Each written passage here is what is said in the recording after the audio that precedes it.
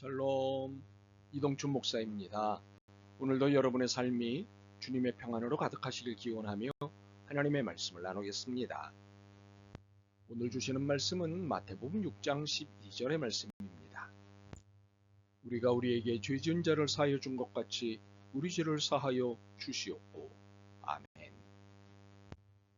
마태복음 6장 12절 말씀을 본문으로 죄에 대한 공동의 책임이라는 제목으로 말씀을 나누도록 하겠습니다. 본문은 죄사함을 위한 기도입니다. 죄를 사하여 주시옵소서. 그런데 무슨 죄를 사해달라는 기도인가요? 모든 죄입니다. 지은 모든 죄에 대해 사해 주시기를 기도하는 것입니다. 하나님의 말씀에서 어긋났던 행위, 태도, 말, 그리고 생각에 대해 사해달라는 것입니다. 그런데 이것은 일반적 도덕 개념과는 다릅니다. 하나님께 순종 여부가 죄의 여부가 되기 때문입니다. 대표적인 것이 모세를 통해 내리신 십계명과 예수님이 말씀하신 하나님의 사랑과 이웃 사랑입니다. 이것에 순종하느냐로 죄가 정해지는 것입니다. 물론 기독교가 정한 죄는 세상의 법과 도덕이 정한 죄를 포함하기도 합니다. 그렇지만 세상에서는 죄라고 하지만 하나님께는 죄가 아닌 경우가 있습니다. 세상에서는 죄가 아니지만 하나님께는 죄가 되는 경우가 있습니다. 그러므로 하나님께 순종 여부가 죄의 여부를 결정합니다. 그러므로 그리스도인에게 세상법은 하나님의 법 아래에 있습니다. 그렇기에 세상법으로 하나님의 법을 누리려고 하는 것은 죄입니다. 이러한 태도는 특히 신앙의 자유를 제한하려고 하는 곳에서 볼 수 있는데 이는 하나님 앞에 죄입니다.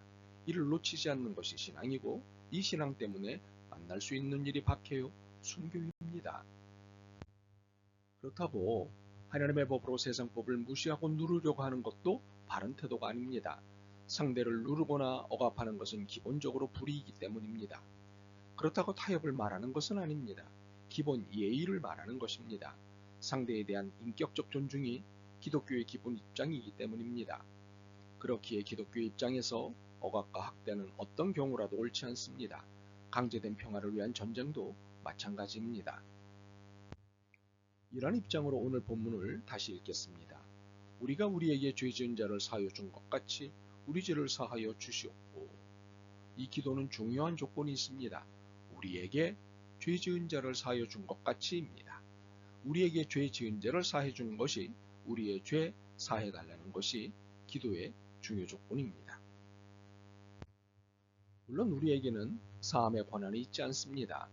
우리에게 죄 지은 자를 사하여 준 것 같이의 의미는 우리에게 잘못한 상대를 용서하지 않는 것이 문제라는 것입니다. 그러므로 성도의 삶은 용서에서 풍성해진다는 사실입니다. 용서는 기독교의 근간이기 때문입니다. 화해자이신 예수님의 화해 사역은 저들이 제게 저지른 죄를 용서하옵소서 였습니다.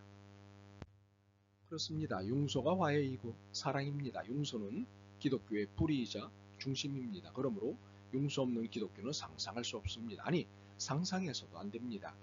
예수님은 6장 14절과 15절을 통해 이 사실을 분명히 말씀하십니다. 너희가 사람의 잘못을 용서하면 너희 하늘 아버지께서도 너희 잘못을 용서하시려니와 너희가 사람의 잘못을 용서하지 아니하면 너희 아버지께서도 너희 잘못을 용서하지 아니하시리라. 그래서 본문은 매우 역설적입니다. 그러니 너에게 잘못한 사람을 꼭 용서해야 한다는 것입니다.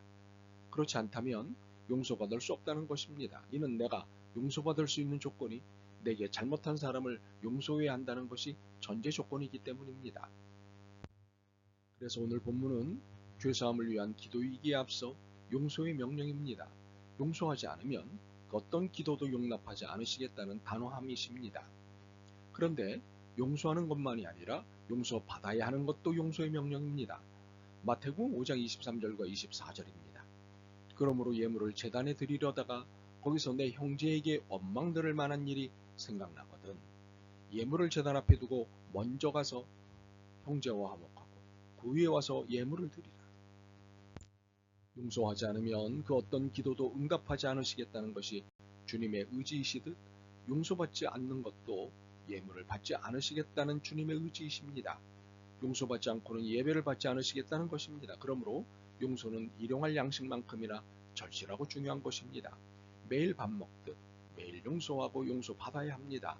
밥이 중요하듯 용서하는 삶은 매우 중요합니다.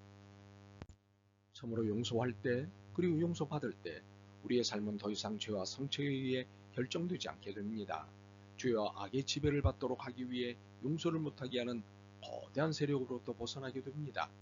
그러므로 용서하고 용서를 받을 때마다 거대한 악은 당황합니다. 악의 요새에 작은 구멍을 하나씩 내는 것이 되기 때문입니다.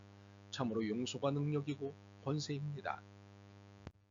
그런데 이 기도는 나를 위한 기도가 아닙니다. 물론 나만을 위한 기도가 아닙니다. 우리 기도입니다. 그리고 우리 죄입니다. 내 기도가 아닙니다. 나만을 위한 기도가 되어서는 안 됩니다. 그러므로 나의 죄만이 아니라 우리 모두 함께 지은 죄에 대해서도 용서를 구해야 합니다. 그렇다면 우리 모두 함께 지은 죄는 무엇인가요? 우선 두 가지를 생각할 수 있습니다. 하나는 인류가 공동으로 짓고 있는 죄입니다. 다른 하나는 다른 사람이 짓는 죄에 대한 공동의 책임입니다. 그렇다면 인류가 공동으로 짓고 있는 죄는 무엇입니까? 대표적인 죄는 무분별한 소비로 인한 환경 파괴입니다. 이 일에 우리 모두가 공범입니다. 하나님은 우리를 환경 관리자로 임명하셨습니다. 그런데 환경 파괴자로 살고 있습니다. 만물의 섬기미로 세웠는데 만물의 영장 노릇을 하고 있습니다. 그렇기에 우리 모두는 공범입니다. 그러므로 용서를 구해야 합니다. 우리의 죄를 사하여 주시옵소서. 그렇다면 다른 사람이 짓는 죄에 대한 공동의 책임은 무엇일까요? 사회적 존재로서 우리는 서로의 삶에 참여하고 있습니다. 이 때문에 너의 죄에는 내 책임도 있습니다. 참으로 한 사람의 문제는 그 사람만의 문제가 아닙니다. 그 사람의 가정의 문제이며 그 사람의 사회의 문제입니다. 더 나아가 인류 전체의 문제입니다. 그러므로 지구 반대쪽에서 일어난 끔찍한 사건에 대해서도 우리의 죄를 사하여 주시옵소서라고 기도해야 합니다. 우리는 죄의 유혹에 전적으로 노출되어 있습니다.